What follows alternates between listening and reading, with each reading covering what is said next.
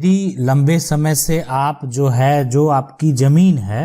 उसका यदि आप रसीद को नहीं कटा रहे हैं, मान लेते हैं कि सरकार को टैक्स नहीं दे रहे हैं। बहुत लोगों के साथ ऐसा समस्या है कि उनका जो है एक तरह से उनके पास तो जमीन है और वो उसका रसीद जो सरकार को टैक्स देने वाली बात है उसका पेमेंट यानी पे करते ही नहीं है, बहुत दिन से छोड़े हुए रहते हैं। तो ऐसा गलती आपको भूल कर नहीं करना। दूसरा कि आपका जो जमीन है जिसका आप मान लेते हैं टैक्स देते हैं, आप ये देखें कि आपका वो सारा प्रोसेस ऑनलाइन भी अवेलेबल है कि नहीं है। लगभग राज्य में अब जो है ये सिस्टम लागू हो गया है कि उसको पोर्टल पे अपलोड करके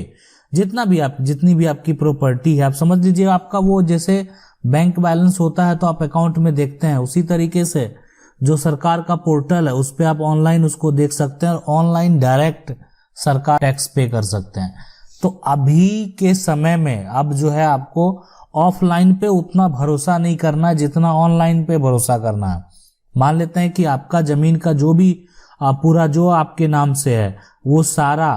आपको ऑनलाइन दिखना चाहिए। तो आप जिस राज्य से बिलोंग करते हैं, जो आपका राज्य है, उस राज्य का जो पोर्टल बना हुआ है, अगर उस पे आपका जो लैंड है वो शो नहीं कर रहा है, वो प्लॉट नंबर आपके नाम से शो नहीं कर रहा है, तो उसका सुधार भी आपको कराना होगा और उसको सुधार कराने का पूरा प्रयास आपको करना होगा। अब समस्या उन लोगों के साथ है जिनका जो है लंबे समय से उनका रसीद जो है वो नहीं कट रहा है। देखें, एक तो है कि आप उनके पास संपत्ति है लेकिन उनका मोटेशन और यानी दाखिल खारिज जो है उनके नाम से हुआ ही नहीं। सिर्फ उनके पास जो है जिस व्यक्ति से उस जमीन को खरीदे हैं उसका जो है यानी रजिस्ट्री का जो है सिर्फ पेपर है, सिर्फ रजिस्ट्री का कागज है, उसको वो मोटेशन नहीं करवाए, दाखिल खारिज नहीं कराए, इसीलिए जो है उसका टैक्स वो पे नहीं कर पा रहे हैं। तो अभी के समय में, अभी जो आप देख रहे हैं, अभी के समय में ऐसी गलती आपको नहीं करना है। अगर आपके पास किसी प्रकार का रजिस्ट्री का पेपर है, दस्तावेज है, तो उसका मोटेशन आपको जरूर करा लेना है। दाखिल खारिज अगर आपका हो गया और आप सरकार को टैक्स देना शुरू कर दिए, तभी आपका जो है पूरा राइट बनेगा। देखें, यानी दोनों एक दूसरे के अगर बिना अधूरा है। अगर आप किसी से संपत्ति खरीदे, आपके पास रजिस्ट्री का पेपर तो आ गया, लेकिन इस रजिस्ट्री का पेपर ये जो है यानी तभी पूरी तरीके से वैलिड होगा जब इसका आप दाखिल खारिज करा लिए। अब इस रजिस्ट्री पेपर का दाखिल खारिज पे मान लेते किसी कारणवश रोक लगा दिया गया, तो रोक लगा दिया गया तो आपके नाम से सिर्फ रजिस्ट्री हुआ। आप सरकार के अगर रिकॉर्ड की बात करें तो उस संपत्ति पे अगर देखा जाए तो आप टैक्स पे ही नहीं कर पा रहे हैं। इसका मतलब है कि सरकार को ऐसा लगता है कि ये जो संपत्ति है, ये जो रजिस्ट्री है, ये गलत तरीके से किया गया, इसीलिए इसका दाखिल खारिज नहीं हुआ। लेकिन उसका कारण कुछ और भी हो सकता है। हो सकता है कि आप जो है नहीं करवाए किसी कारणवश, बहुत दिन से आपने रजिस्ट्री करा लिया, प्लॉट आपके पास है, आपने उस पे घर बना लिया, आप जो है, या अगर कोई खेती वाली जमीन है तो आप उस पे खेती करते आ रहे हैं, लेकिन आप उसका दाखिल खारिज नहीं कराए। आपको लगता है कि फिलहाल ठीक है करा लेंगे, अभी जो बेचने वाले हैं वो भी है ही,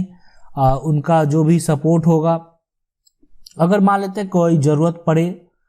तो अभी फिलहाल वो हैं वर्तमान में। लेकिन अगर आप धीरे धीरे उसको इग्नोर करते जाएंगे, आने वाले समय में मान लेते हैं जो विक्रेता है किसी कारणवश वो अब मान लेते हैं दुनिया में नहीं है, तो क्या होगा? हो सकता है उसके बच्चे जो हैं वहां पे उनका जो है नियत सही नहीं, वो किसी थर्ड पार्टी को वो संपत्ति दोबारा बेच दे। अब आपके मन में एक सवाल आएगा कि ये संपत्ति जो अगर पहले बेच ही दिया जब, और आप इसको ले भी लिए, तो ये इसका जो वंशज है उसको कैसे बेच सकता है? देखिए, रजिस्ट्री के आधार पे जो है ना आप भी इसको बेच सकते हैं, लेकिन जो इसका जो सरकार का जो अगर रिकॉर्ड देखा जाए तो यहाँ पे पहले दाखिल खारिज तो आपने करा नहीं, तो पहले वाले मालिक का ही नाम दर्ज है, तो वो इसको दोबारा बेच सकता है। तो इसीलिए जमीन का जो रसीद है ना, जो रेवेन्यू टैक्स है, वो आपको जरूर देना है। और अगर आपका वो जो है टैक्स आप नहीं पे कर रहे हैं तो वो आपको पे करना है। ठीक है, आपका मान लेते हैं कहीं मकान शहर में है, आप जो है अलग टैक्स दे रहे हैं मकान का, लेकिन फिर भी जो जो प्लॉट है आपकी रेवेन्यू बनता है वो भी आपको जो है सरकार को देना चाहिए। अगर आप नहीं देते हैं तो आगे चल के आपको दिक्कत का सामना करना पड़ जाएगा। लेकिन बहुत लोगों का साथ समस्या ऐसा है कि सरकार के द्वारा ही जो है उस पे रोक लगा दिया गया, उस समस्या कुछ भी हो सकता है ना। अब जो जमीन का है, कुछ ऐसा जमीन टाइप का जमीन है जिसपे सरकार के द्वारा जो है वो रोक लगा दिया गया है कुछ राज्यों में कि इसका आप जो है मोटेशन नहीं कर सकते हैं, इसका आप जो है रसीद नहीं काट सकते हैं, तो उस पे रोक लगा। लेकिन अगर आपके पास ऐसा कोई भी जो है प्रूफ है कि आप इससे पहले उस संपत्ति का कभी भी जो लैंड का टैक्स है वो आप पे करते होंगे, अगर आपके पास ऐसा प्रूफ है, ठीक है, तो उस प्रूफ के आधार पे आप जो है यानी आप न्यायालय भी जा सकते हैं, आप सिविल कोर्ट भी जा सकते हैं कि अगर मान लेते हैं सरकार के द्वारा उस पे रोक लगाया गया तो आप जो है उस पे रोक लगाया गया तो आप जो है, और वो संपत्ति पहले आपकी थी, आपके पूर्वजों की वो संपत्ति थी, आपके पास जो है आप पहले रेवेन्यू देते थे, उसका कोई दस्तावेज भी आपके पास मौजूद है, तो उस केस में आप जो है यानी सिविल न्यायालय में केस भी फाइल कर सकते हैं अगर आपका आगे जो है वो संपत्ति पर सरकार के द्वारा रोक लगा दिया गया है। देखिए, संपत्ति अगर पुराना रिकॉर्ड में आपका है और सरकार अगर वो संपत्ति लेती है तो सरकार को मुआवजा देना पड़ेगा, अन्यथा सरकार को ऐसा कोई पावर नहीं है कि उस पे जो है किसी कारणवश रोक लगा दे। हाँ, कोई गलत तरीके से मान लेते हैं कि जो एक तरह से नया जो एक तरह सरकार के द्वारा पूरा सर्वे कराया गया उसमें गलत तरीके से कोई अपना नाम डलवा ले तो उस केस में रोक लगाया जा सकता है, अन्यथा रोक नहीं लगाया जा सकता है। अगर सरकार को आप मान लेते हैं खुद टैक्स पे कर रहे हैं तो आपको जो है किसी प्रकार का दिक्कत नहीं होगा, इसलिए कि देखिए जब टैक्स आप दे रहे हैं तो आपका पूरा राइट बनता है। अब समस्या एक और उत्पन्न होता है कि मान लेते हैं किसी का जो जमीन है वो खतियानी जमीन है, अब कुछ इसमें परिवार के सदस्य लोग हैं, कुछ भाई लोग तो अपने नाम से करवा लिए, कुछ का जो है वो बच गया, वो नहीं करवा पाया, और आज ये भाई जो है इसको सपोर्ट करने के लिए तैयार नहीं है। और अगर मान लेते हैं इस भाई का तो ये इसका तो रसीद कट रहा होगा, इसलिए कि ये अपने नाम से सारा संपत्ति जो है या अपना हिस्सा का जो संपत्ति है वो अपने नाम से करवा लिया है ना। अब इस भाई का क्या होगा, इस भाई को ये सपोर्ट करने के लिए तैयार नहीं है, तो इस भाई का जो है यानी पूर्वज के नाम से ही सारा संपत्ति अवेलेबल है।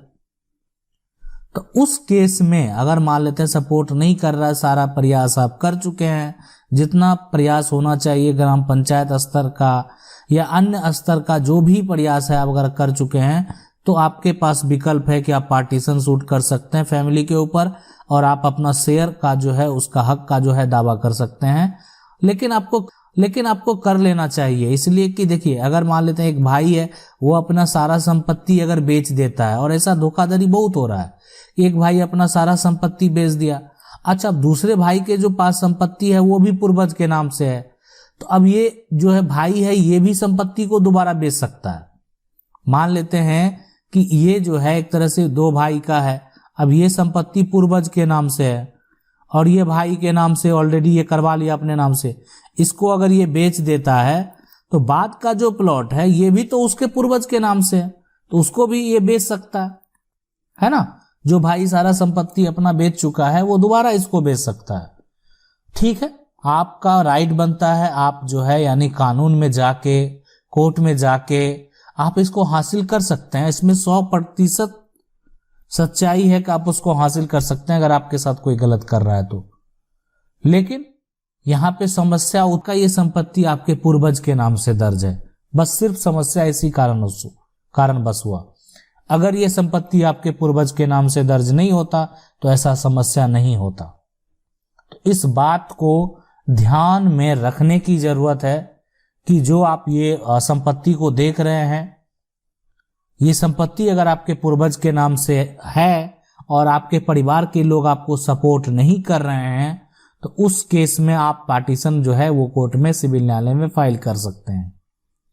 अगर आपका मान लेते हैं कि जमीन का जो रसीद है वो पुराना है, पुराना जो है आपके पास ऐसा प्रूफ है कि आप पहले रेवेन्यू दे रहे थे इस प्लॉट के ऊपर सरकार को, लेकिन अब सरकार के द्वारा जो है सरकार के अधिकारियों के द्वारा उस पर रोक लगा दिया गया,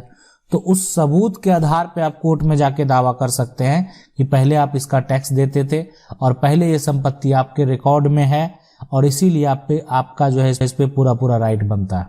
आशा करते हैं वीडियो अच्छा लगा होगा। वीडियो अच्छा लगा वीडियो को लाइक जरूर कर दें। चैनल को पहली बार देख रहे हैं सब्सक्राइब करके जो बेल आइकन है उसको जरूर दबा लें। मिलते हैं अगले वीडियो में, तब तक के लिए जय हिंद।